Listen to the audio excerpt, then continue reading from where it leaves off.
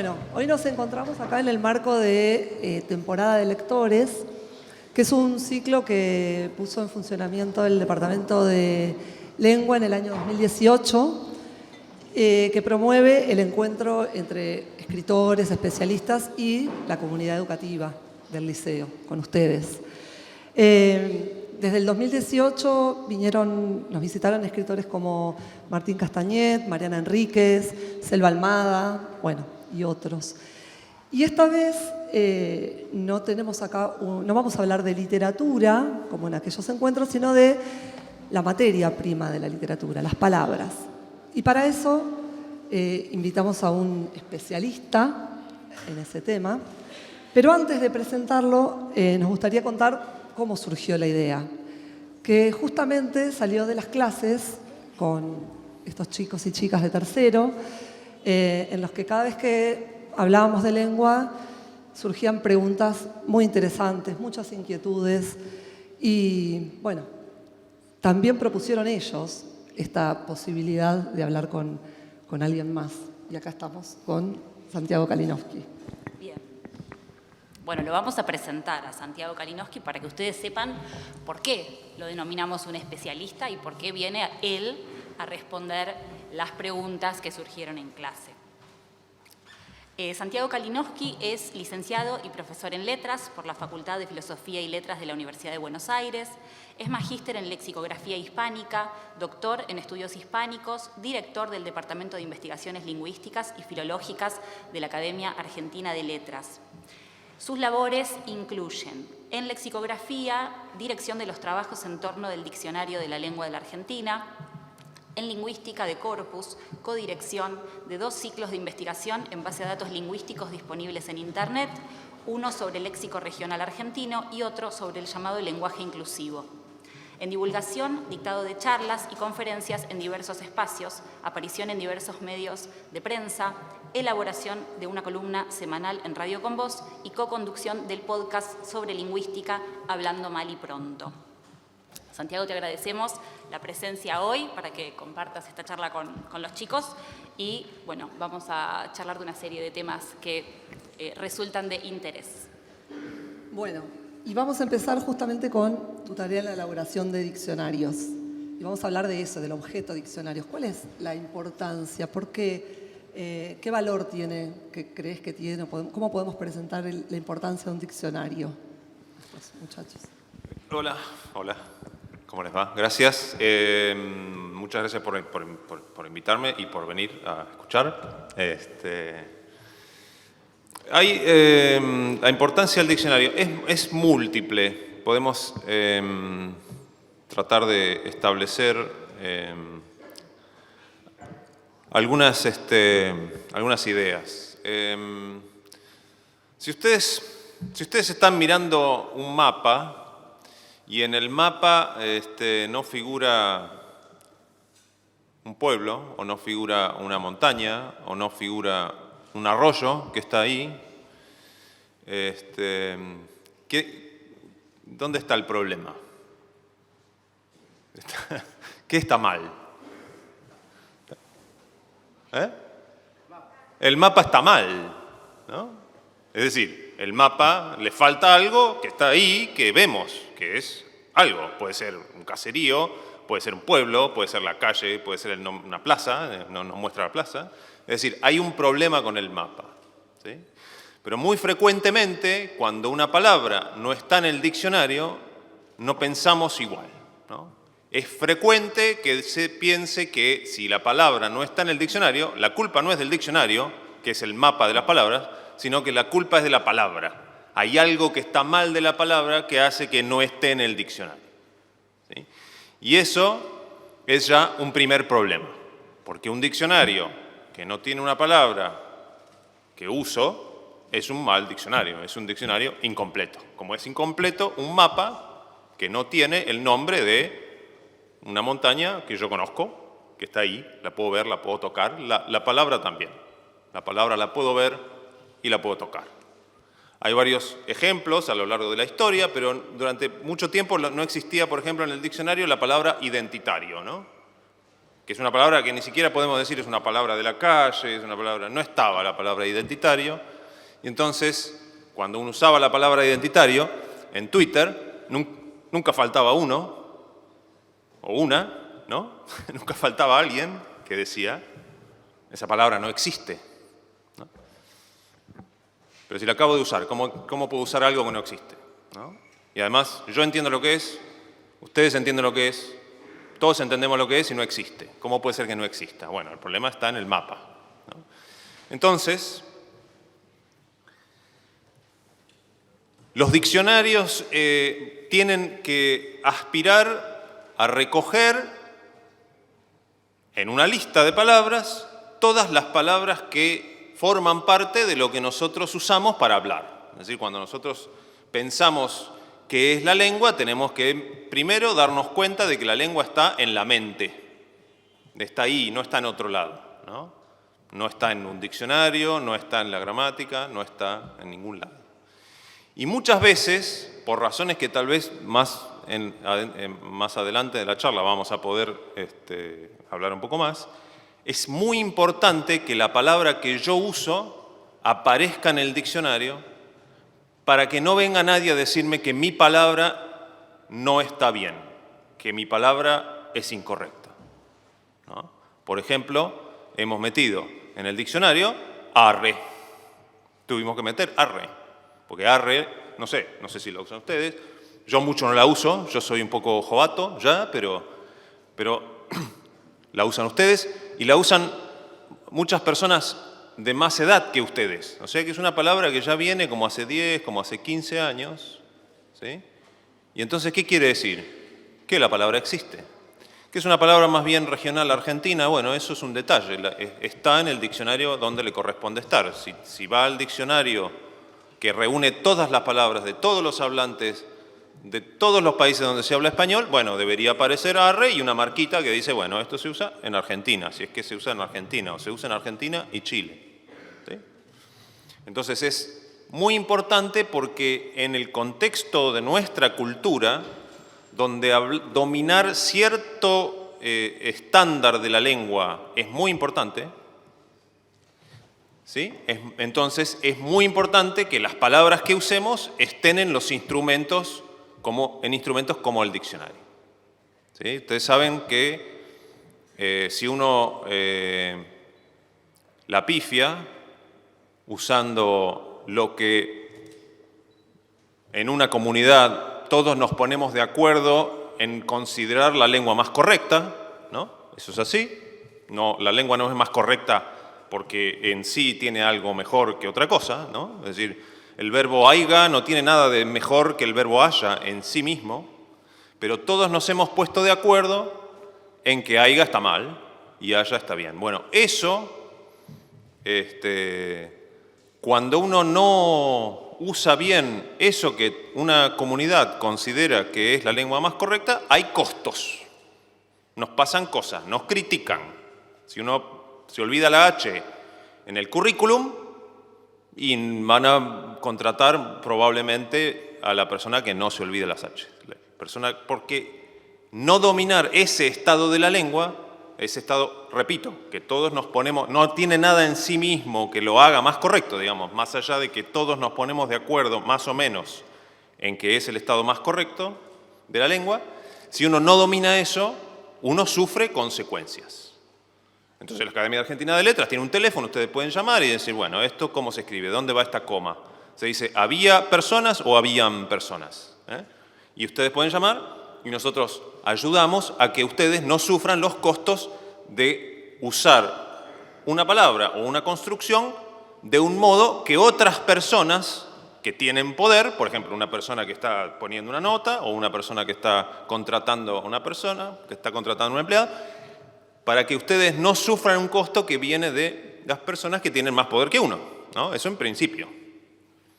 Entonces es importante el diccionario, es importante que el diccionario esté todo el tiempo buscando capturar lo más posible cuál es la lista de palabras que todos tenemos en la mente que usamos para hablar, ¿no? Porque eso se llama léxico. Es una de las ramas de uno de los aspectos del fenómeno lingüístico, que tiene muchos otros aspectos. ¿Por ahí? Sí, bárbaro. A ver. Hablaste de todo. Queríamos hablar. Bueno, ahora profundizamos un poco. Hablaste de mapa como una representación, ¿no? Y en ese sentido el diccionario vendría a representar la lengua. Pensábamos un poco cuáles son los criterios para seleccionar nuevas palabras o para desestimar palabras que quizás hemos dejado de usar y en ese sentido quizás que podrían convertir a un diccionario en viejo. Sí. A ver. Ok. Bien. Idealmente un diccionario recoge todas las palabras que se usan en este minuto. En este minuto donde todos hablamos la lengua, todos y todas, hablamos la lengua y tenemos una lista de palabras en la cabeza. Esa lista de palabras en la cabeza, ninguno la tiene completa, compartimos muchas palabras, pero hay ciertos sectores de la población que tienen ciertas palabras que nosotros no tenemos y otros sectores que no tienen palabras que nosotros... Y así, ¿no? Pero lo ideal es que en todo minuto el diccionario recoja absolutamente todas las palabras que se usan en una comunidad lingüística. Pero después empiezan los problemas, porque si hay una palabra que se usa durante 6 meses,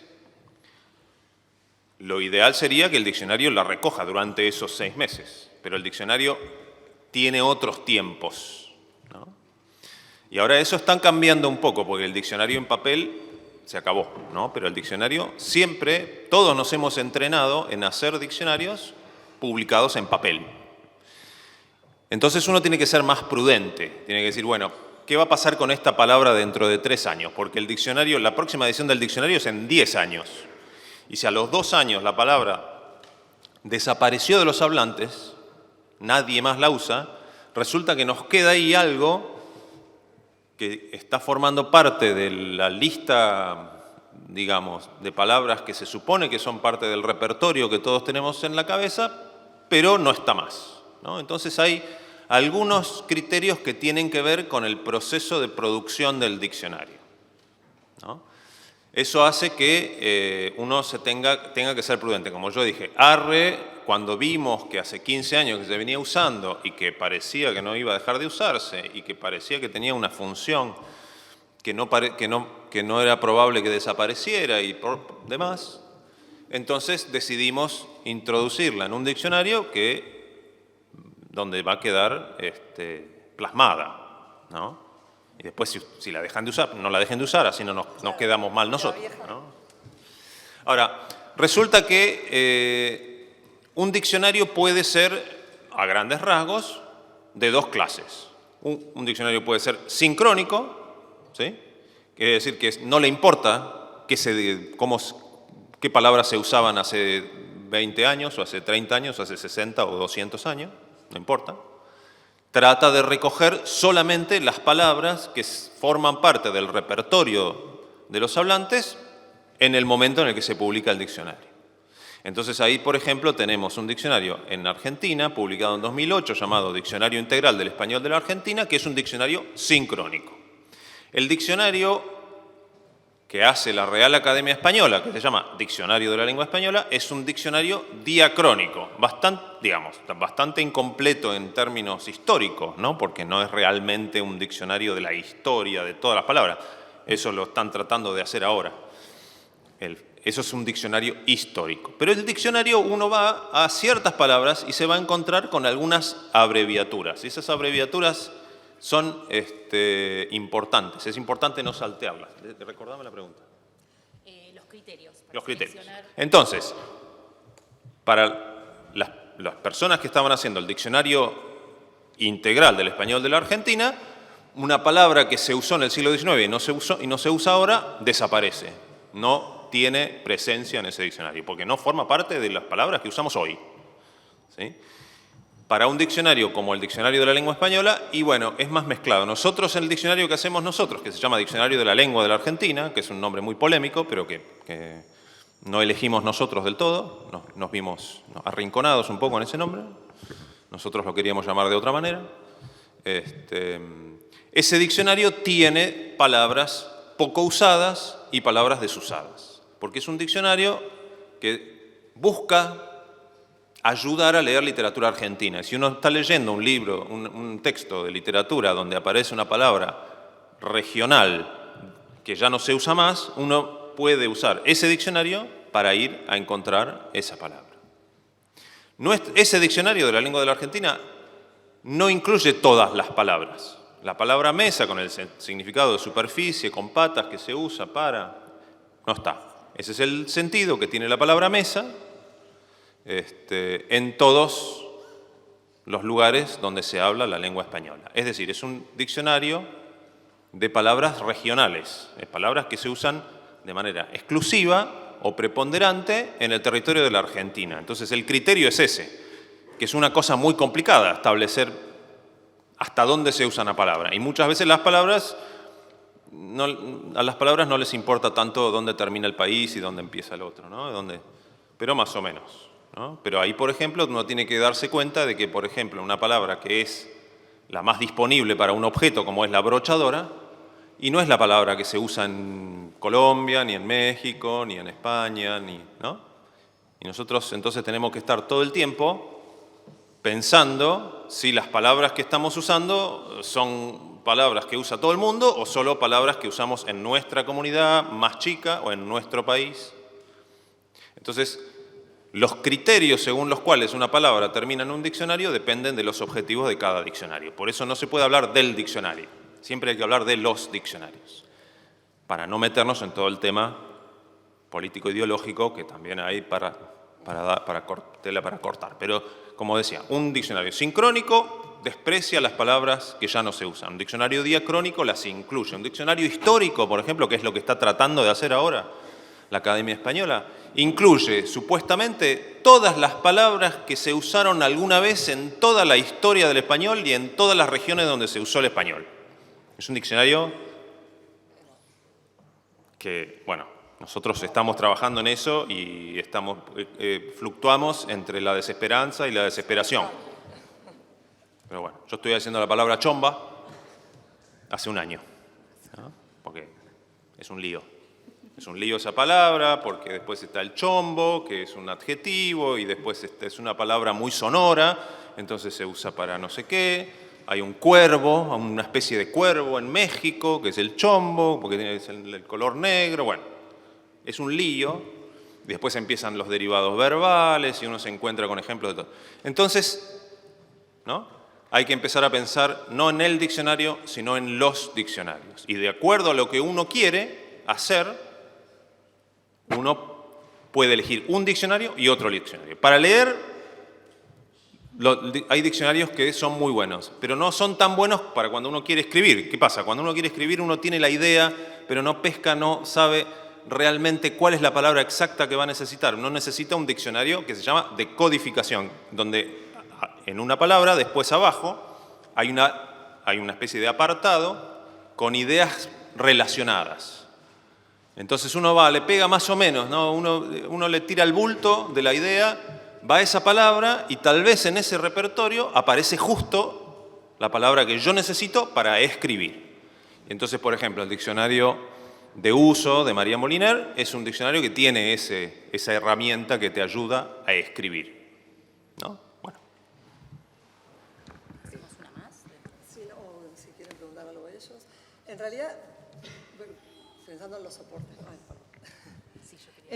Bueno, vos hablaste ahí del diccionario de papel, ya no está, y pensando en esto, en el soporte, en las consultas que se hacen a través de las redes, ¿esto es una manera por ir a acercar la academia a los hablantes? ¿Se ve de esa manera? ¿Se vive de esa manera? ¿Qué cosa? No, la posibilidad que tienen los hablantes de consultar directamente en las redes o en Internet. El diccionario de la Real Academia Española tiene un gran impacto en todo el ámbito hispánico porque está gratis en Internet. Eso es inevitable, es así, además de todo lo otro que rodea la Real Academia Española, como autoridad de la lengua, como árbitro, como policía, como quien dice qué se puede, qué no se puede decir, qué ingresa, qué no ingresa en el diccionario, y todos los discursos que rodean eso, ¿no? Porque ustedes saben que si una palabra no está en el diccionario, eso abre la posibilidad a un discurso de deslegitimación de esa palabra, ¿no? Resulta que la autoridad no lo admite, entonces no se puede decir. Mentira, mirá cómo lo dije, ya está. No me importa que no lo diga, ¿no? Por otro lado, muchas veces pasa que se cree que no están en el diccionario palabras que sí están. Entonces, yo estoy un poco harto, en el lugar que me toca, de hablar de la palabra presidenta, por ejemplo. Entonces, todos los que descalifican a la palabra presidenta porque dicen que no existe, que no está en el diccionario, nunca fueron al diccionario, porque está en el diccionario desde el siglo XIX, ¿no? Nunca fueron a mirar. Entonces,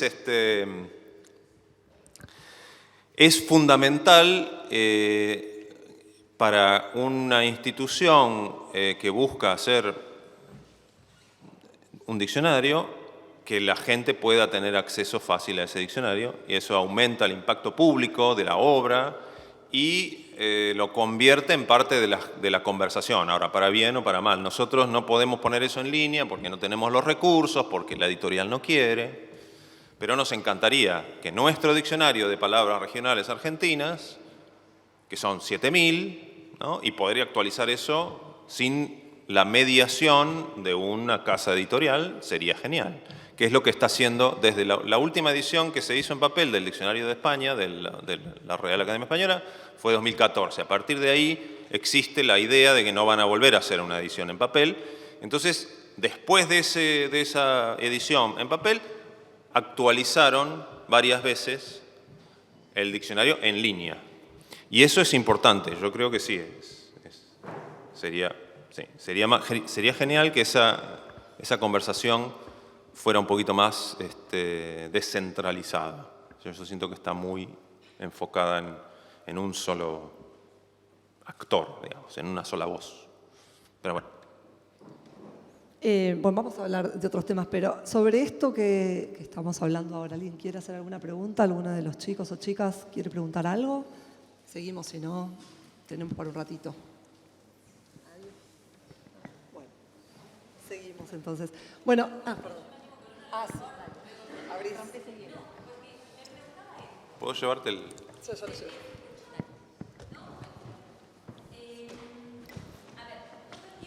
Están apareciendo palabras nuevas, ¿no? Para que esas palabras nuevas aparezcan en el diccionario, ¿cuánto tiempo de uso, cuánto tiempo el hablante tiene que sostener esa palabra?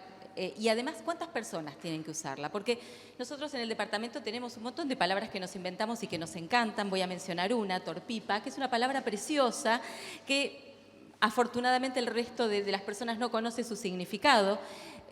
Agradeceríamos que no aparezca en el diccionario que ustedes elaboran porque es una palabra nuestra, pero la pregunta es eso. ¿Qué otros criterios se tienen en cuenta para que las palabras nuevas entren al diccionario? ¿Es el tiempo? ¿Es la cantidad de hablantes? ¿Qué se debe tener en cuenta? Es variable. Una palabra que usan hablantes en su comunicación debería estar. Nosotros tenemos, por ejemplo, pollajería. Hemos metido pollajería. Pollajería le tuvimos que hacer una nota porque no tenemos el diatópico. Claro, no tenemos el diatópico Ciudad de la Plata. Los diatópicos que tenemos en el diccionario son norte, litoral, centro, Pampa, Patagonia, ¿sí? Entonces, tuvimos que poner pollajería con una notita que decía usado más en la Ciudad de la Plata, ¿no? Porque, evidentemente, acá hay un uso de esa palabra. Son hablantes nativos de español que usan una palabra y, por lo tanto, tiene que estar en el diccionario. Es un diccionario que tiene que... Y lo restringimos de la manera que podemos, ¿no? Si el diccionario tiene los elementos para hacer la restricción de alcance regional adecuada, lo hacemos. Si no, hacemos trampa, ¿no? Hacemos trampa. Tuvimos que hacer trampa con la palabra desaparecido, por ejemplo. Porque la palabra desaparecido no es una palabra argentina. Sin embargo, todas las personas que iban al diccionario decían, no, ¿dónde está la palabra desaparecido? Lo tomaban como un indicio de un posicionamiento ideológico, ¿no? Entonces nosotros estamos haciendo un diccionario regional donde tenemos que poner una palabra que no es regional, porque la película sobre los desaparecidos de Chile que hizo Hollywood se llama Missing, y eso es una nominalización de un verbo que es eso, desaparecido. Y están los desaparecidos en España, y en todos lados hay desaparecidos. Y la canción de Rubén Blades es no desaparecido. Entonces no es una palabra regional argentina. Entonces, ¿qué hicimos? le pusimos límites temporales, porque cuando un hablante argentino dice la palabra desaparecido, se está refiriendo específicamente, mucho más específicamente, a una persona desaparecida por razones políticas, víctima de violencia de Estado, entre el año 76 y el retorno de la democracia. Eso es lo que significa. Entonces, lo que hicimos fue aumentar el detalle de la definición para poder decir, bueno, esto es una palabra argentina. Entonces, los criterios para mí son esos. Pedir un poquito de durabilidad a la palabra, pero no importa si la usa el 1%. De alguna manera, en la definición lo indicamos. Por ejemplo, tenemos una cosa que es el contorno definicional, que es una especie de predefinición, ¿no? Porque la definición propiamente empieza cuando la primera palabra de la definición coincide con la categoría de la palabra definida. Por ejemplo, si estás definiendo un sustantivo, bueno, la primera palabra de la definición de un sustantivo tiene que ser un sustantivo. No puede ser que viene, qué sé yo, Navidad, que pasa al 24 de diciembre o algo así, ¿no? Tiene que haber una equivalencia de categorías. Bueno, pero antes de eso, que es el inicio oficial de la definición, muchas veces tenemos la posibilidad de hacer unas restricciones muy precisas, ¿viste? En el fútbol, córner, ¿no? Orsay, lo que sea, ¿no? Y ahí hicimos una restricción a un ámbito, ¿no? Entonces, todas las palabras que nosotros sabemos que nuestros hablantes usan de manera cotidiana deberían estar en el diccionario. Si no están, el problema es del mapa.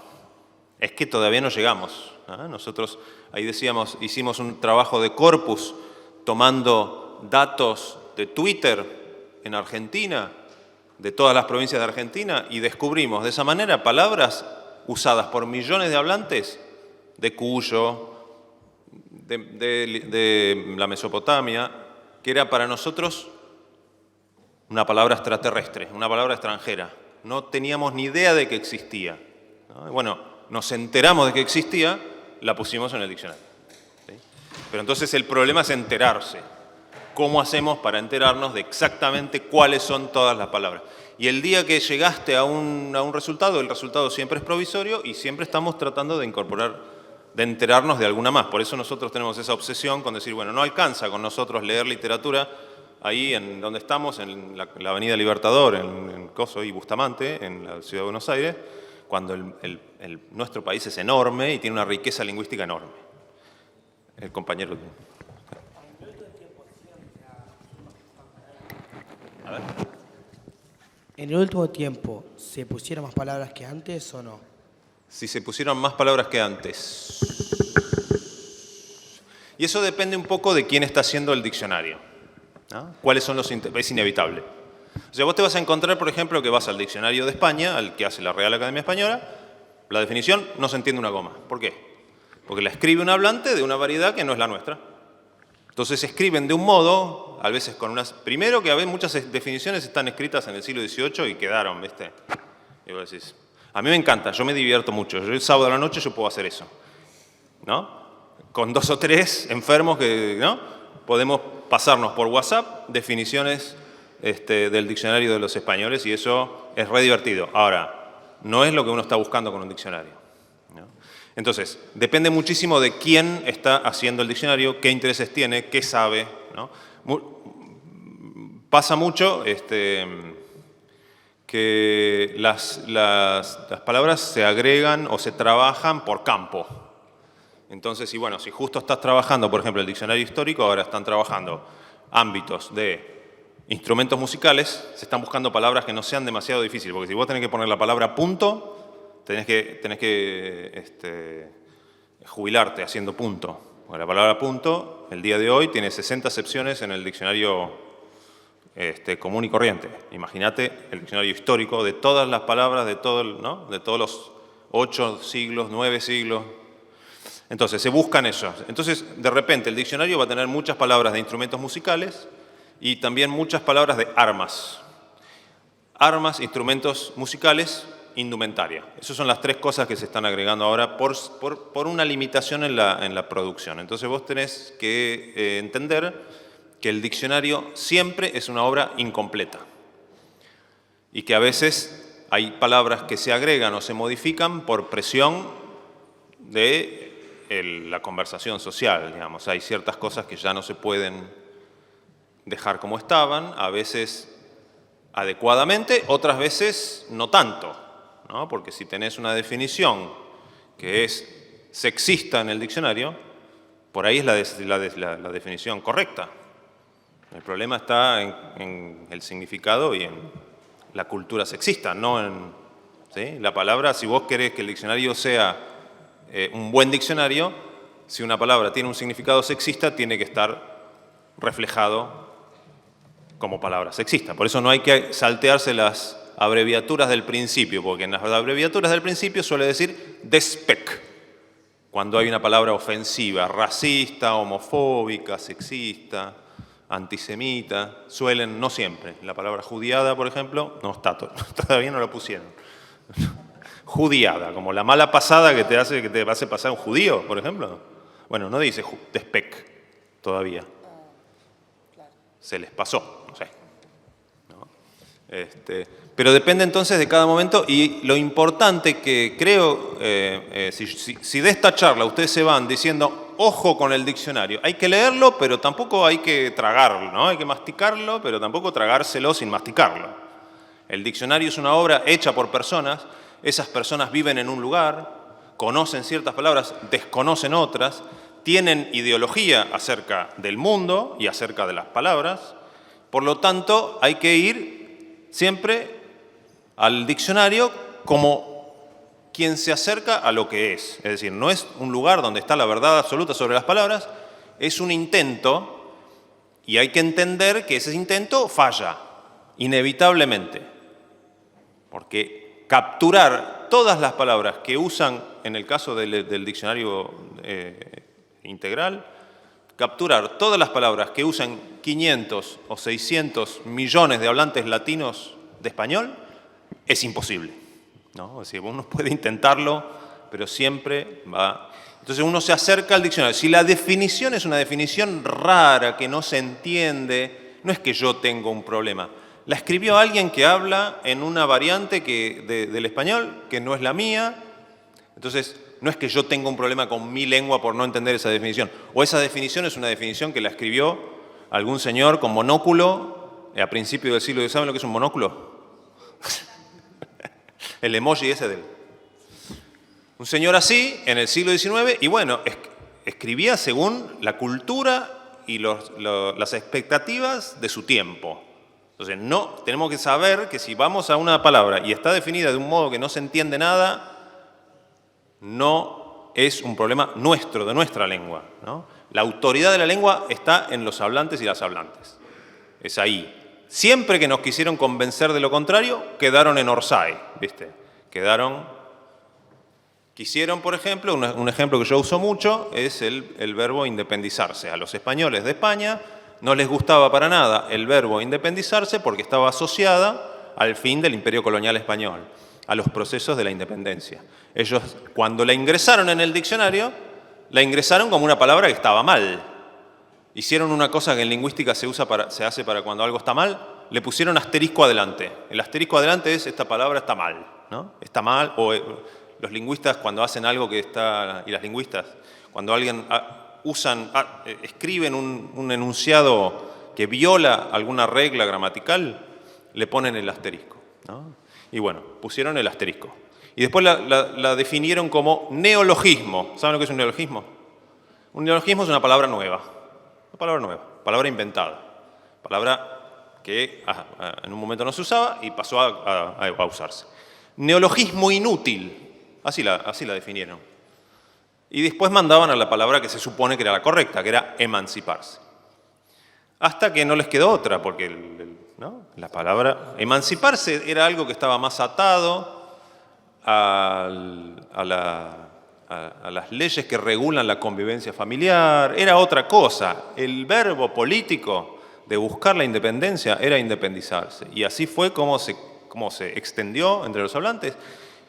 Y el diccionario que quiere tapar eso, que quiere parar eso usando el diccionario, es un gesto finalmente absolutamente ridículo, es como querer tapar el río, ¿no? De tener la famosa imagen esa, de tener el río con las manos, no hay nada que vos puedas hacer y no le importa, la gente no va al diccionario a ver si puede usar una palabra o no puede usar una palabra, por más que nos quieran convencer de lo contrario.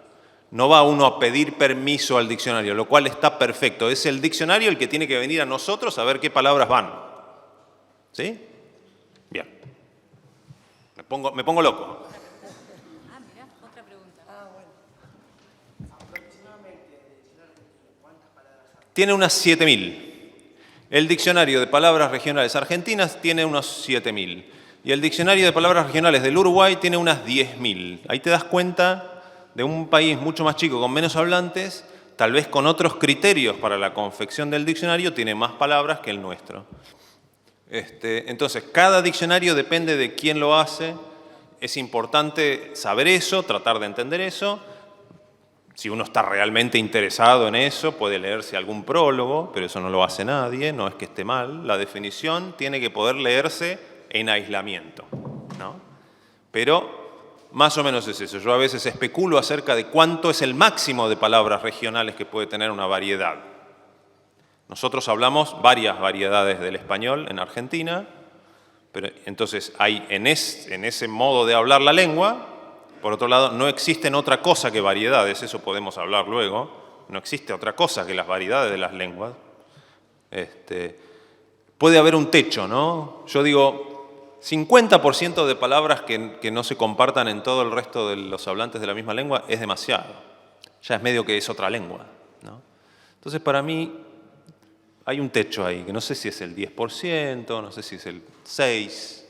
Es una especulación muy difícil esa, pero más o menos, si vos tenés el diccionario que hace la Real Academia Española tiene unas 90.000 entradas. Si vos tenés un diccionario de palabras que no son generales, que tiene 45.000, hay algo raro. Es probable que la gran mayoría de esas palabras sí sean generales. ¿Sí? Entonces, bueno, como digo, siempre acérquense al diccionario, a los diccionarios, primero buscando algo, segundo, sabiendo que ese diccionario lo hizo alguien, en un lugar, en una época, con determinados intereses, es inevitable. Nosotros también estamos acá, en esta época, tenemos ciertos intereses y hacemos ciertas cosas que tienen que ver con esos intereses. A mí me importa mucho, por ejemplo, registrar muchísimo léxico coloquial o léxico regional del interior de distintas partes de la Argentina. Y estamos poniendo mucho énfasis en eso. Después por ahí viene alguien más y dice, no, yo quiero dedicarme a agotar el léxico de la literatura. Y entonces es otro el camino. Lo que pasa es que, bueno, el diccionario viene de hacer ese trabajo con la literatura y le faltaba poner un pie en la cosa un poco más actual. Bueno, la conversación sobre diccionarios nos lleva un poco a pensar en la norma y en el uso, que es algo que, bueno, nombraste brevemente, pero por ahí podríamos explayarnos un poco, profundizar la discusión respecto de cuál es el rol del especialista, en el sentido de un sujeto que se ocupa de observar y registrar esos cambios en la lengua, o más bien como quienes están obligados a corregir, a normar, a funcionar como policías, quizás pienso en los que circulan en redes, en Instagram, claro, policías de la lengua y demás. Sí, mucha gente se pone la gorra.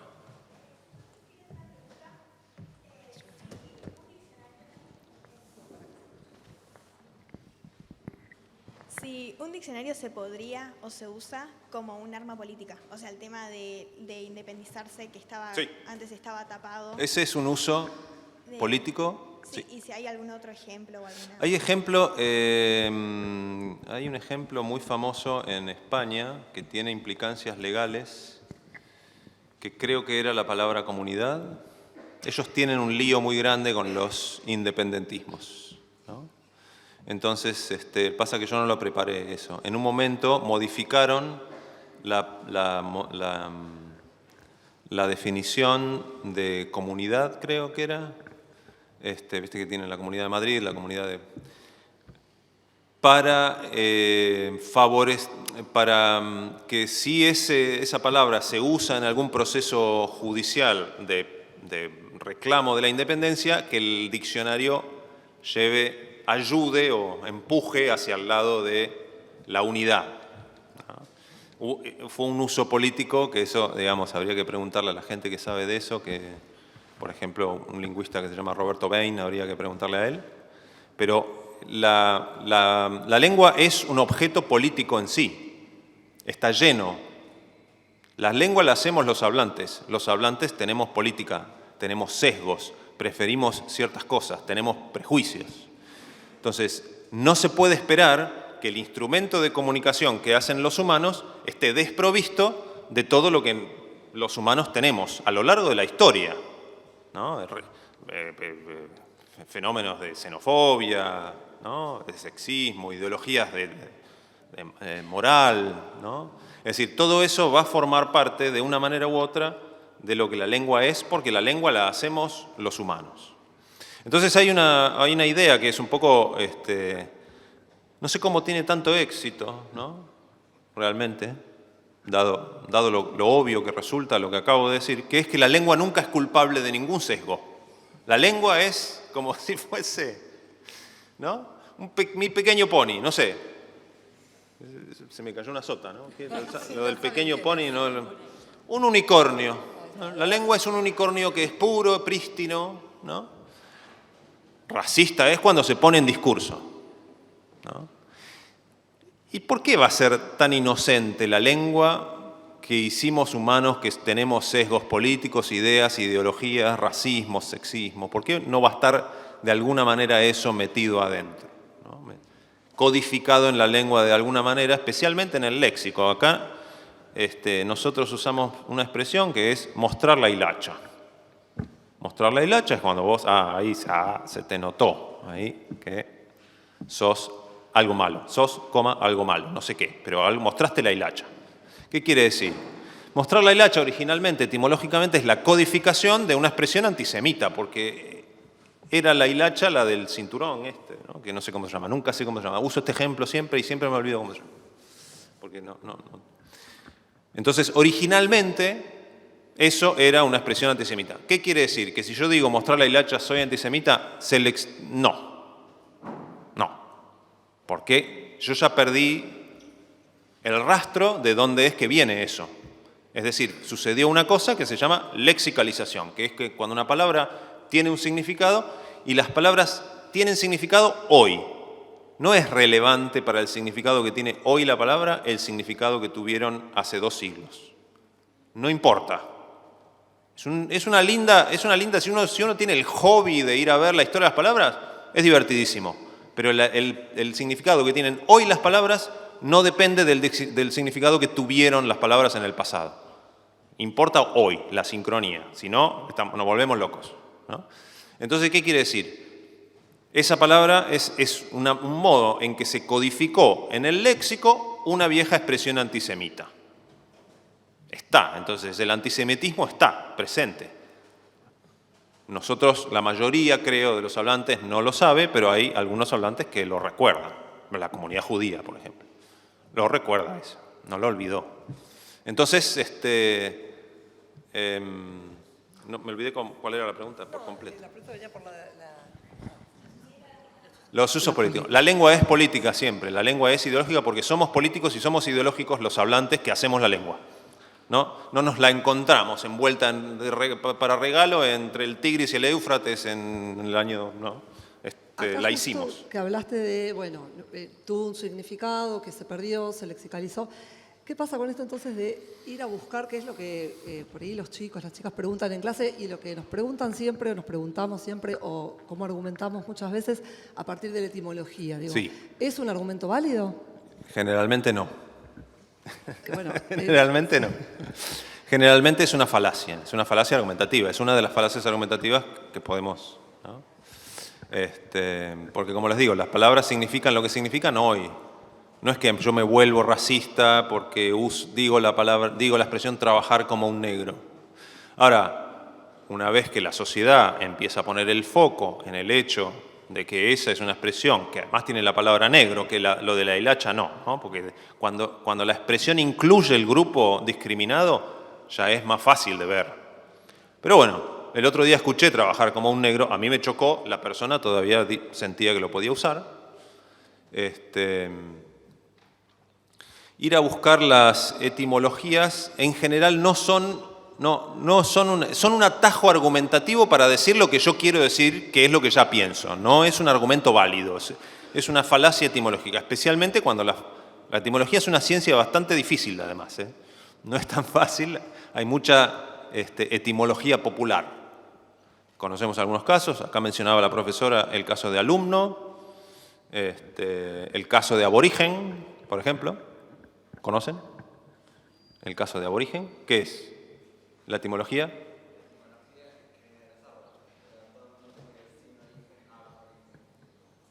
¿Que viene de los árboles? No, está bien. Es correcto la mitad de lo que dijiste. Lo de los árboles, no sé, nunca lo había escuchado. Pero es verdad, existe la misma etimología popular que está en alumno, es la que la gente aplica en aborigen, ¿no? Es decir, cuando alguien no tiene moral, es amoral. Es lo que se llama una A privativa. ¿Y la B? ¿Dónde sale? Porque si no tiene origen, no tiene borigen. ¿Por qué hay una B? Entonces, lo que dice bien es que eso es ab. Ab es una preposición latina que quiere decir desde. Entonces, ab origen quiere decir que está desde el origen. O sea, nosotros los españoles, llegamos y desde el origen había alguien ahí, el aborigen, ¿no? Lo de los árboles después me lo comentás un poco más, porque me interesó mucho. Son muy lindas muchas etimologías populares, salvo cuando se usan de modo dañino, ¿no? Por ejemplo, la etimología de hashish, que se usa para hablar de... Hay una perturbación en la fuerza.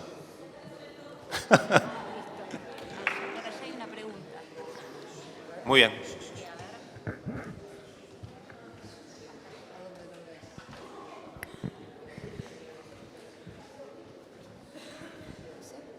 ¿Se escucha ahí? Sí.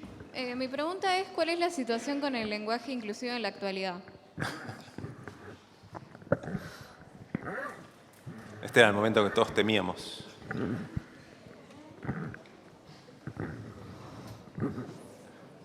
Bueno, trataré seremos breves, ¿no? Porque esa pregunta es tipo la charla, ¿no? En general, en este contexto.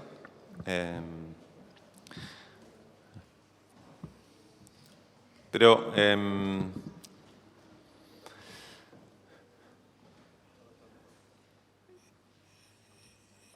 la lengua, como decíamos, es política, ¿no? Es decir, hay un rasgo de la gramática del español que es que tiene género binario. Ustedes saben eso, tiene masculino, tiene femenino. Pero no tiene solo masculino y femenino, sino que tiene una cosa rara, que es que uno de los dos, el masculino, también funciona para cuando no importa. Es medio raro, ¿no? Porque si no importaba, hubiérase traído otro, qué sé yo, no sé, ¿no? Es decir, entonces resulta que lo máximo que puedo decir al respecto, me parece desde el punto de vista histórico, es que no se puede disociar ese rasgo de la gramática del hecho de que la sociedad es una sociedad patriarcal. No se puede. Para mí no se puede, no es creíble. Es un poco como lo que... El argumento ese de la lengua es inocente generalmente viene para hablar de que es inocente el masculino genérico. De hecho, lo están tratando de adornar un poquito últimamente. Le cambiaron el nombre, ¿no? En vez de masculino genérico, ahora es el masculino inclusivo, de pronto, ¿no? Pronto va a ser el masculino feminista, no sé, ¿no? Entonces, ¿qué se puede decir? El hecho de que exista ese masculino no es el que produce las desigualdades de género. Ahora, tampoco se puede disociar de las desigualdades de género.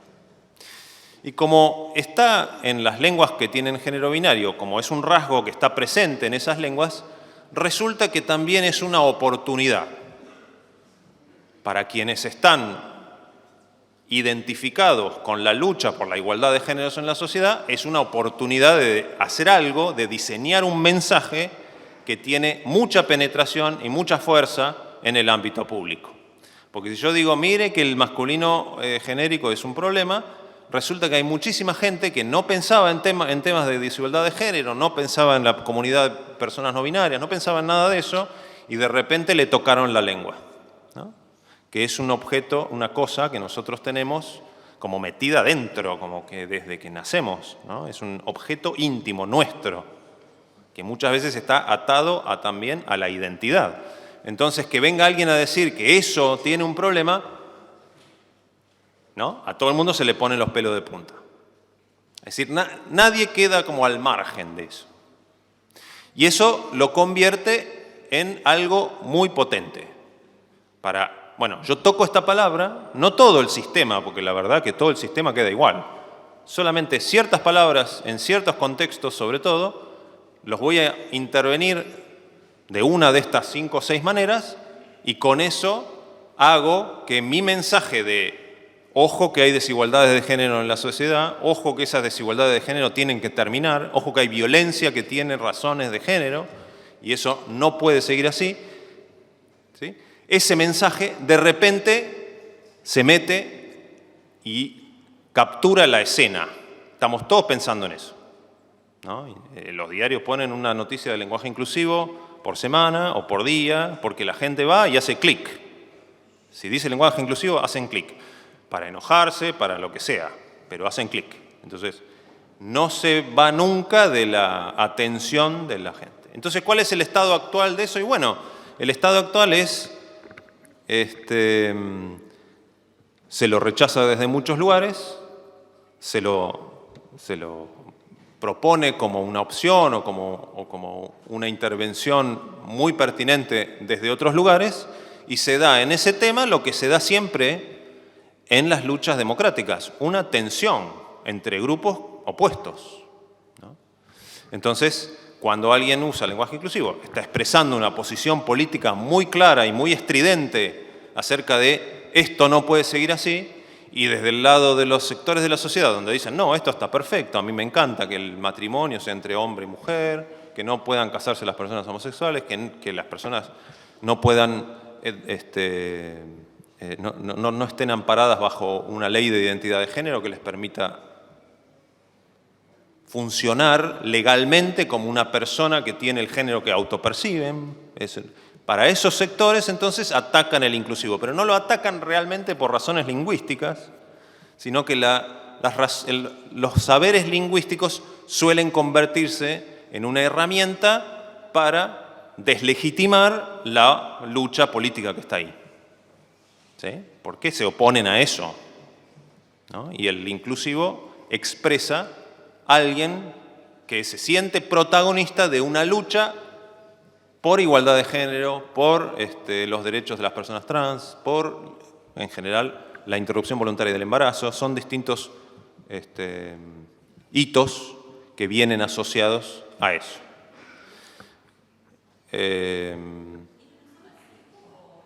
No.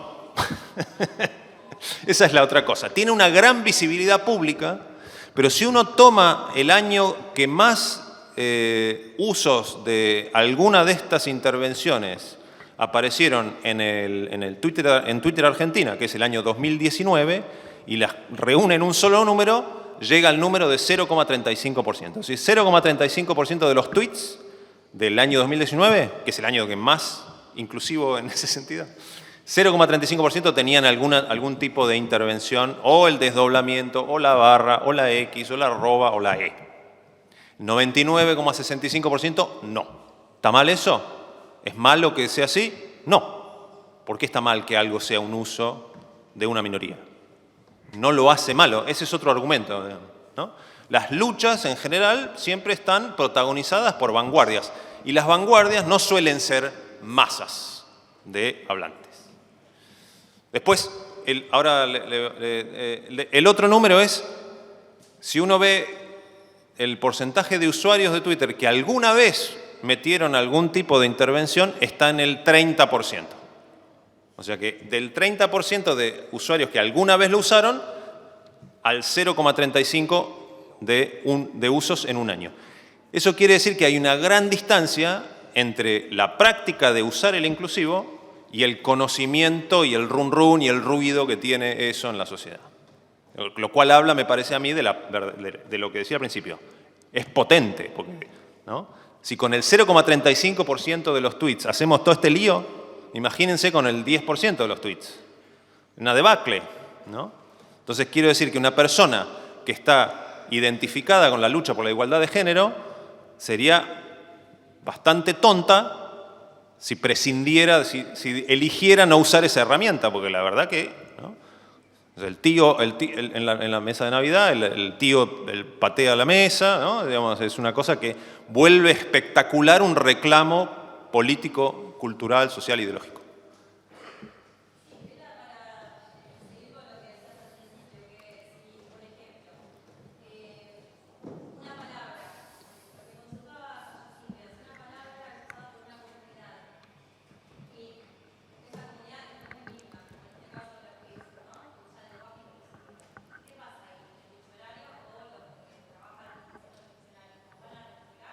Bueno, hay un tema, sí, o sea, yo lo he dicho muchas veces, la tenemos documentadísima, ¿no? Es decir, si uno toma el repertorio de palabras que reciben la intervención del inclusivo, se encuentra con que hay 4 que son como emblemáticas, que son las prototípicas que reciben la intervención, que son el masculino genérico chicos, el masculino genérico amigos, el masculino genérico todos, y el artículo, porque el artículo es lo que te permite hacer inclusivo palabras invariables como estudiantes y periodistas y qué sé yo. Esas 4, ¿no? Entonces, si uno toma las primeras 40, el 72% son esas 4. Y después el resto. ¿Qué quiere decir? Esas 4 palabras ya son parte del repertorio. No hay quien... Si uno le pregunta a Feynman qué significa todes, va a decir, no sé. Mentira, sabe lo que significa todes. Quiere decir que forma parte de su repertorio. Si forma parte de su repertorio, debería ingresar en los diccionarios integrales. Porque no es un fenómeno argentino, esa es la cosa. No podemos poner nosotros. Entonces, por suerte, porque yo me meto en un lío terrible. Pero, digamos, o sea, el argumento para eso es, esto no es una palabra regional, pero un diccionario integral tiene evidencias de sobra para decir, esto forma parte del repertorio léxico de la comunidad. Porque uno va a Chile y saben lo que es todes. En las marchas de la plaza había carteles que con la E y con la X. Y en México lo mismo. Y uno va a Colombia lo mismo. Y en España con distintas intensidades, ¿no? Acá en Argentina es un poco más intenso, pero no quiere decir que no se usa fuera de Argentina, ¿no? El argumento de los 2 colegios no existe. Ya lo tenemos demostrado con nuestro estudio de Twitter, ¿no? Donde, de hecho, la provincia que más usos de inclusivo tiene no es Buenos Aires, ni la ciudad, ¿no? Nosotros no lo discriminamos porque no podemos, pero la provincia que tiene más uso creo que es La Rioja o algo así, en términos, ¿no? Entonces, es una palabra que estas 4... Si quieren nos ponemos técnicos y tienen ganas, ¿no? Si tienen ganas, nos ponemos técnicos y vemos qué pasaría con la letra E en el diccionario. Ese es otro tema. Ahora, la palabra tode, chique, amigue y el artículo podrían estar en cualquier diccionario integral. No lo van a poner porque les incendian el coso, ¿no? O sea, pero podría haber Larousse, podría haber, hay muchísimas casas de diccionario. S&M no lo va a poner. Porque, por cuestiones que sabemos. Pero cualquier diccionario integral, nosotros tenemos en el diccionario palabras muchísimo menos documentadas que esa. Y están en el diccionario. O sea que podrían ir a cualquier diccionario integral. No van por razones que no tienen que ver con la descripción de la lista de palabras disponibles en la mente de los hablantes. Por otras razones. No les gustará, no lo quieren legitimar, lo que sea. Pero son razones de tipo ideológico, no de tipo léxico-lingüístico. ¿Vamos a seguir hablando del inclusivo? Yo tengo una pregunta porque a mí me pasa que a veces escucho palabras que no conozco y me Sí. dicen que son del lunfardo o algo Sí. así. Te quería preguntar por la definición que ustedes tienen y cómo... ¿Del lunfardo? Claro, cómo toman Ah. esas palabras en los diccionarios estos. Es un lío, eso también. Como en todos estos temas, depende un poco de a quién le preguntes, ¿no? Yo soy, para autoautorizarme, soy miembro de número de la Academia Porteña del Lunfardo, ¿no? Error, capaz, no sé. Pero dentro de la Academia Porteña del Lunfardo hay un gran especialista que se llama Oscar Conde, y para Oscar Conde casi todo es lunfardo. Muchísimo, muchísimo léxico es lunfardo, y ahí tenemos un problema, porque el lunfardo es una jerga. El lunfardo es originalmente el resultado del contacto de la lengua española con las lenguas que venían de la inmigración, especialmente sobre el fin del siglo XIX y principios del siglo XX. Y en esa época hubo momentos de ese periodo de la historia donde 1 de 4 personas había nacido en Europa, ¿no? Es el 25% de la población. Por eso también se le pusieron los pelos de punta con el lunfardo.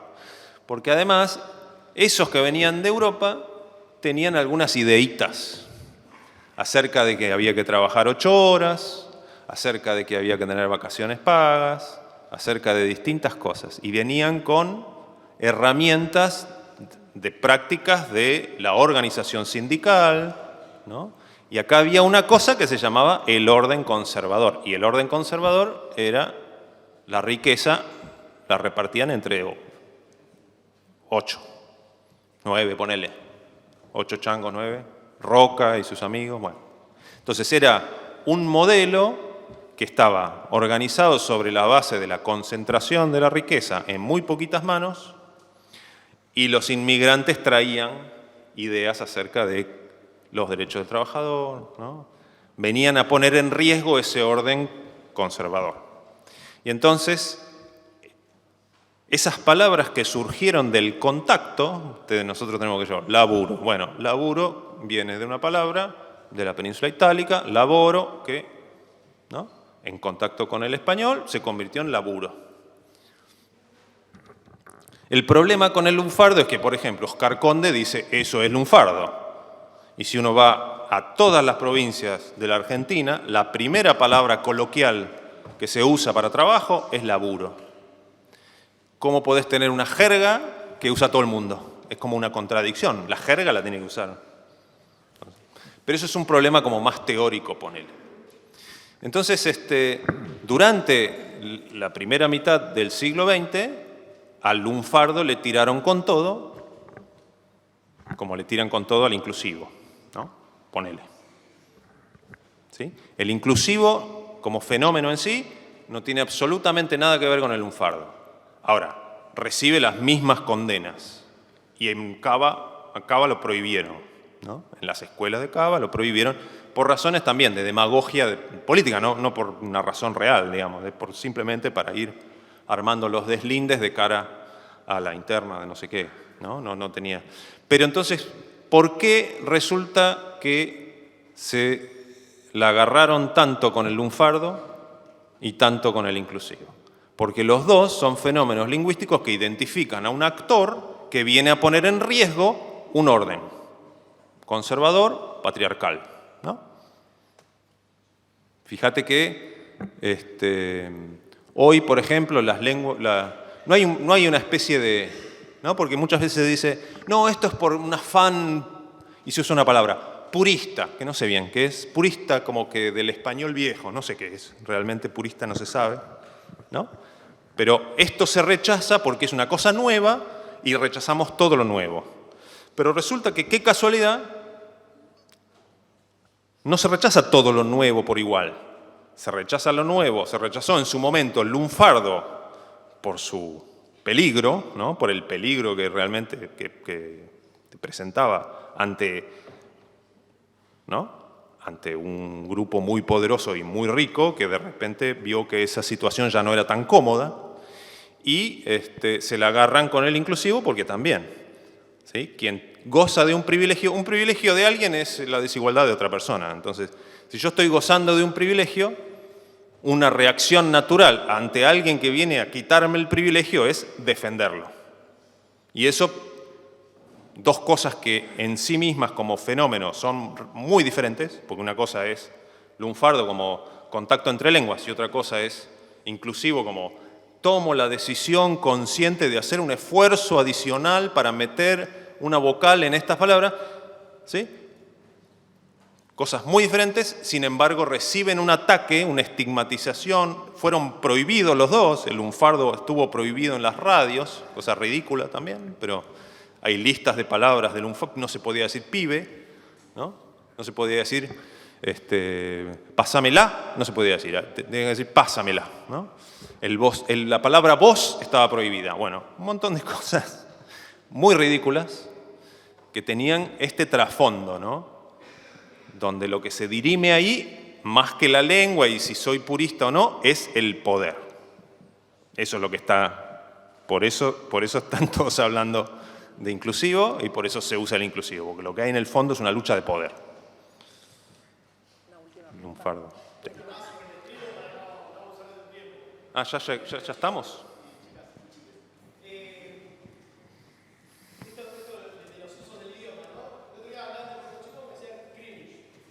Cringe, sí.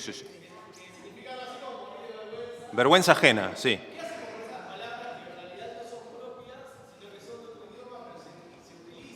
Sí. Sí, eso es... Y sí, ¿por qué no? Digamos, vergüenza ajena.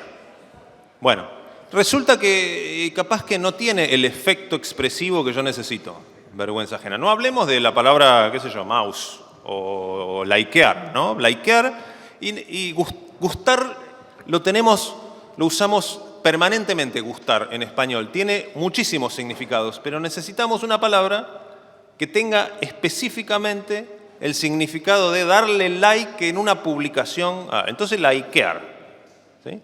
Traemos el verbo del inglés, le metemos los pedacitos de la conjugación en español, sale, ¿no? Y ahí, cuando una palabra que viene de otra lengua ya tiene pedazos de nuestra propia lengua, ya es una palabra del español, ¿no?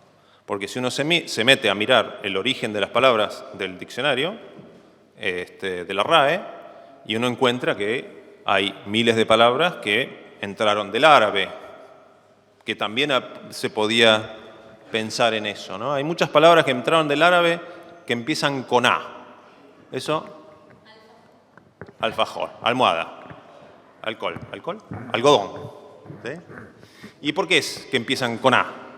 Porque los hablantes de español que estaban en contacto con quienes usaban esa palabra no sabían que estaban usando el artículo antes de la palabra, ¿sí? Si uno dice el algodón, es como decir el godón. Hubo un problema de que yo, como no sé árabe, no supe separar el artículo de la palabra propiamente dicha. Entonces uno va a las etimologías de esas palabras y va a decir algo del tipo del árabe hispánico al no sé qué y del árabe clásico sin al, godón. No sé exactamente. Entonces eso es un fenómeno de toda la vida de las lenguas, que tiene distintos momentos. En un momento fue muy prestigioso la cultura italiana, en el 400, qué sé yo, y ahí vinieron todas las rimas clásicas de la poesía española del siglo XVI y XVII están influidas por la métrica que venía de Italia. Y en ese momento de gran esplendor cultural italiano entraron muchos italianismos al español. Y en otro momento fue el francés, porque fue la gran lengua de la democracia, y hoy es, de la democracia no, ¿cómo se llama? De la diplomacia. y hoy es el inglés, justificadamente, porque son líderes en la creación de tecnologías que después toman el mundo, como las redes sociales ¿sí? Entonces, la Real Academia Española tiene campañas de publicidad vergonzosas, tratando de hacernos sentir mal por decir mouse, ¿no? Por decir estoquear, qué sé yo, spoilear. Quieren hacernos sentir mal por una cosa que sucedió toda la vida de la lengua, digamos, ¿sí? Si cuando fuera el árabe es el árabe, cuando fue el francés es el francés, cuando el italiano, y después nosotros tenemos muchísimas palabras, ojota, cancha, que son palabras de las lenguas originarias de Argentina, ¿no? Entonces ese es un fenómeno. Siempre que hay contacto entre hablantes nos pasamos cosas. Es inevitable, es así, y es bueno que sea así, no es malo. O no es ni bueno ni malo, es. ¿Sí? La península ibérica tuvo una frontera con la lengua árabe durante muchísimos siglos, ¿no? 7 siglos de una frontera que se fue moviendo para acá, para allá, y eso implicaba también muchísimo contacto, comercio, intercambio, y bueno, y ahí están las palabras, nos llegaron así. Entonces no tiene nada de malo, y si uno las ve que están instaladas en el uso, y tienen que entrar en el diccionario. Nosotros hemos puesto, estoy como mi hija, hemos puesto defoltear, por ejemplo. Y hay que poner defoltear. ¿Lo usan en ámbito financiero? ¿Lo usan? Sí, con O. Con O, y si no me equivoco, con variante defaultear también, porque también está. Nosotros registramos variantes gráficas o variantes ortográficas. Y tienen que estar. Los hablantes las incorporaron. Ese es el tema. Después, ellos te decían, la campaña de la RAE era tipo, te regalamos estos anteojos, y decían, con blind effect.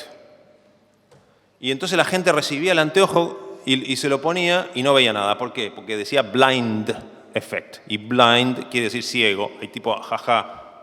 Es una estupidez. Pero una estupidez que no... El problema con la RAE es que tiene de los mejores especialistas de todas las ramas de la lingüística. Entonces no pueden argumentar ignorancia. Es una intervención de mal gusto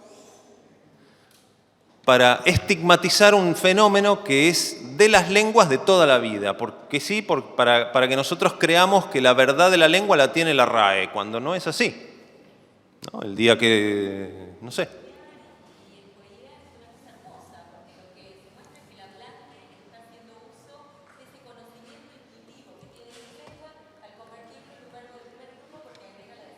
Agrega la desinencia. Lo que sucede ahí es que existe una necesidad comunicativa.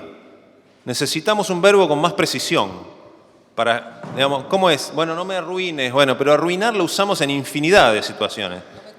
No me cuentes el final. Bueno, spoilear es una palabra que es especializada, está especializada. Entonces, resulta que tiene un gran rendimiento comunicativo. Esa es la razón por la cual la incorporaron. No porque sí, o porque nos importa la RAE, o porque queremos hacer rabiar a nadie.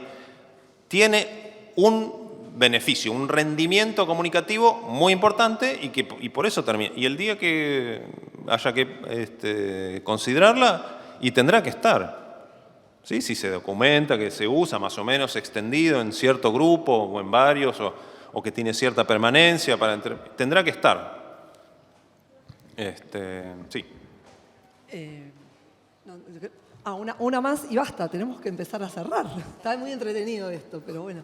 A ver, Cristian.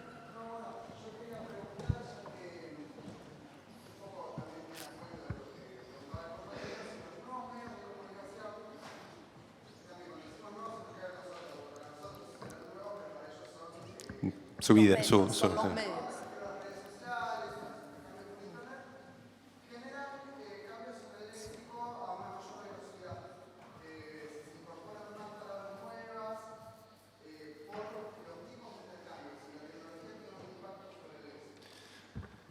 La tecnología tiene un impacto. Hay un impacto que es el más interesante, que involucra la noción de registro. La noción de registro es una noción muy importante de toda la vida también, que uno no habla igual en todos lados. Uno no habla igual dando la lección que hablando con los amigos acerca de una salida o un partido de fútbol o un baile, ¿no? Es decir, hay maneras de hablar la misma lengua que son adecuadas a distintas situaciones comunicativas. Eso de toda la vida. Entonces, más o menos, a grandes rasgos, tenemos un registro neutro, uno más formal y uno más coloquial. Y si chocamos por la calle, vulgar, ¿no? Entonces, los hablantes somos perfectamente competentes en usar la lengua de las distintas maneras, con las distintas modalidades, de acuerdo a lo que necesitamos en cada momento. Y eso era un fenómeno oral, de la oralidad, más que nada. Porque la lengua que se escribía, que circulaba públicamente, estaba muy filtrada. Había que, para que algo escrito tuviera circulación pública, tenía que pasar por una editorial, tenía que ser un diario, tenía que ser algo, un libro. Es decir, las muestras de la lengua que circulaban por escrito públicamente estaban muy restringidas en su registro. Lo que impusieron las redes sociales es la necesidad de que yo tengo que escribir algo y no tiene que sonar como un locutor profesional. No lo tengo que leer como si fuera, no sé qué locutor profesional conocen ustedes. Yo siempre hablo de Pancho Ibáñez. ¿Conocen? ¿Saben quién es? ¿Cómo se llama el otro que se murió hace poco? El Cacho Fontana, el gran prócer, Carrizo, ¿no? Antonio. Tinelli es locutor. Claro, pero Tinelli hace otra cosa. Pero a lo que voy es que uno escribe un mensaje en un tweet o en un chat y le pone todos los signos de apertura, le pone todas las tildes, la tilde diacrítica del cómo andás, bueno, cómo andás, ¿no? Le pone esas dos tildes y pone el signo de cierre y eso se lee como si fuera inadecuado a la situación comunicativa, ¿sí? Es como si uno fuera a una entrevista de trabajo y dijera, no, yo la tengo re clara, ¿no? Y capaz que en las entrevistas de trabajo lo que se espera es un registro. Tengo una gran capacidad para hablar de trabajo, una gran conducta, un registro más formal, ¿no? Como que tiene que haber una coincidencia entre la situación y el modo en que yo uso la lengua. Cosa que, como digo, hablando es una cosa de toda la vida.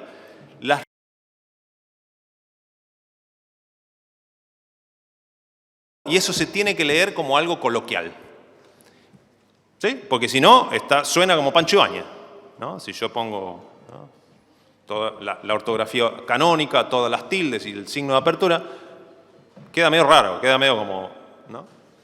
Entonces, lo que pasó siempre, toda la vida, hablando, ahora también pasa por escrito. Los hablantes y las hablantes tienen un repertorio mayor de recursos para, cuando están escribiendo el chat, escriben con una ortografía y con una puntuación. Y cuando están escribiendo el currículum y el examen, usan la ortografía y la puntuación canónica. Y eso hace que sea adecuado lo que estoy usando a la situación.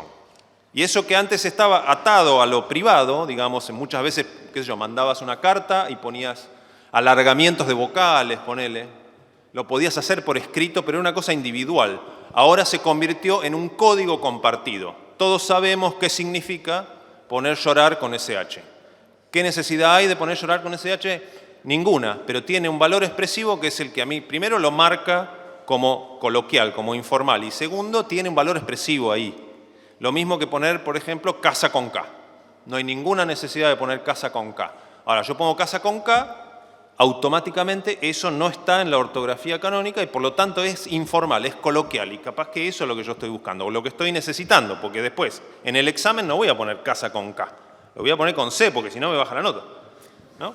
Bueno, y para cerrar podemos esto, ¿no? Esta idea de que ellos tienen todas y ellas tienen todas las herramientas para comunicarse de una manera coloquial y qué importancia tiene, ¿no?, la idea esta que está presente siempre porque está en la clase, por más que ellos tratan de, o se les escapa hablar coloquialmente, de que después se juzgan entre ellos cuando alguno dice algo que creen que es incorrecto. Digo, ¿cuál es el peso, la importancia para nosotras, para los chicos y chicas de el hablar bien? ¿Qué es hablar bien? Y bueno, esto capaz que es una respuesta un poco larga, pero resulta que dominar cierto estándar de la lengua se convirtió en el signo visible de otras cosas, ¿no? Si uno habla y se come las heces, a uno no lo ponen a atender al público, te ponen a hacer otro trabajo, que vos no tenés que hablar con el público, ¿sí? Entonces quiere decir que la manera esos usos que se consideran más correctos convencionalmente, no son más correctos en sí mismos, no tienen nada, hay lugares donde comerse las heces no está marcado como algo incorrecto, es simplemente como se pronuncia.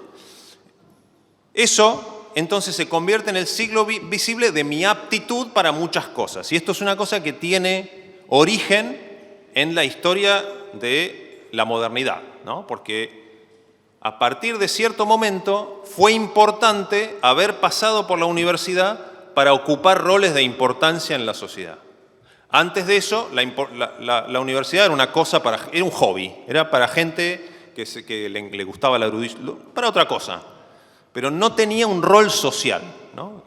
Entonces, antes el poder y los lugares importantes se dirimían de acuerdo a dónde habías nacido, quién era tu papá y quién era tu mamá, si tenías aspiraciones de sangre, si podías asesinar al rey y decir, bueno, pero yo soy primo segundo de no sé qué, y eso podía hacer que te cayera la corona a vos. Es decir, había como un modelo de distribución, de gestión de los espacios en la sociedad que dependían de cosas que eran muy fijas, de dónde habías nacido, no había mucha manera de salir de eso. Si eras un campesino, eras un campesino. Lo único que podías hacer era dedicarte capaz que a los monasterios, a rezar, y ahí podías mejorar un poco, pero si nacías en una familia noble, eras noble, y si no, no, y eso era visible, era aparente. Uno lo veía por la calle y decía, este es un pobre, sucio, está bronceado, lo que sea, trabaja en el campo. Este es un noble, tiene caballo, tiene ropa teñida de rojo, por ejemplo, que era un signo de que era alguien con mucho dinero, porque era muy caro teñir de rojo, etc. Era visible. Cuando apareció entonces una clase que quería poder, pero no era noble, propusieron otro modelo, que es el modelo de la erudición, de la inteligencia. Entonces dijeron, miren, el modelo que nosotros tenemos es el de la inteligencia. Y lo obtenemos pasando por las instituciones educativas y por la universidad. Y eso hace que nosotros hablemos de una manera, ¿sí? Y esa manera nos identifica como seres, como personas aptas para ocupar roles importantes en la sociedad. Entonces, cuando, qué sé yo, ¿qué dijo? Kicillof dijo, aiga, se armó un lío. ¿Por qué? Porque estamos en este otro modelo. No tiene nada, en sí mismo no indica nada que haya dicho aiga. Pero resulta que en nuestra sociedad, a partir de la edad moderna, digamos, a partir de que cambió, digamos, ¿no? de que ya los reyes no tienen, son figuras de cartón ahora, los reyes y las reinas, no tienen poder real, digamos, a partir de que cambió ese modelo de gestión del poder en la sociedad, entonces el dominio de cierto estado de la lengua, considerado más correcto, se convirtió como una garantía, como un regulador. Si yo hablo según lo que se considera que está bien, puedo ocupar estos espacios. Si yo no hablo según lo que se considera que está bien, no los puedo ocupar. Tengo que ocupar otros, o de menos importancia, o de menos visibilidad, o lo que sea. Y se regula la sociedad esa. Por eso es importante que, si ustedes ven, muchos lingüistas dicen, no, la norma de corrección es una pura creación convencional que no tiene verdadera existencia. Y después vas y decís algo que está mal y se te arma un lío, ¿no? Entonces, existir existe. Y para mí tiene origen en ese cambio de paradigma entre el fin de la Edad Media y el principio de la modernidad, donde aparecieron los llamados burgueses, que tenían plata pero no tenían nobleza. Y tenían que crear una manera de convencer a la sociedad o contraponer un modelo que fuera, miren, nosotros por estas cosas merecemos ocupar estos espacios. Y ahí es donde el dominio de la norma de corrección, que antes era una cosa medio para gente con hobby, ¿no? Para algunos espacios, para los filósofos, los teólogos, ¿no? Se convirtió en un regulador en la sociedad en general. Y por eso se arma tanto lío cuando uno comete un error. Por eso estamos obsesionados en no cometer esos errores, porque tienen costos, como decíamos al principio. Pero es un tema que no es porque sí, tiene que ver con la historia de la sociedad en la que estamos. Así que hablen bien.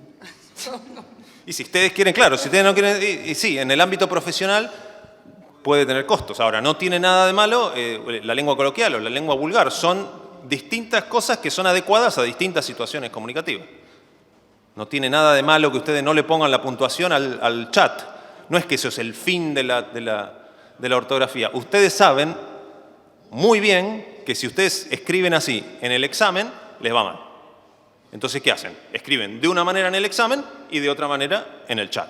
Del mismo modo que hablan de una manera dando la lección y hablan de otra con los amigos, oralmente. ¿Sí?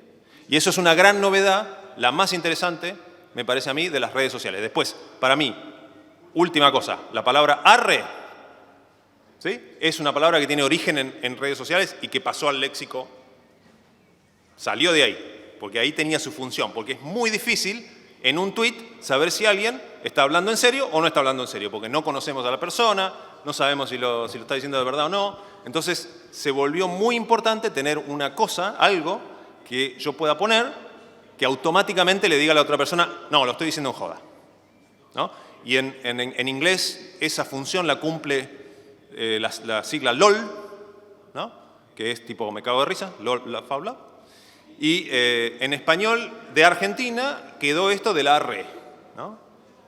Que tiene su lógica y demás. Nosotros en el diccionario lo hemos puesto en dos palabritas porque no podíamos poner arre con una sola R porque ortografía, pero le pusimos a espacio re, ¿no?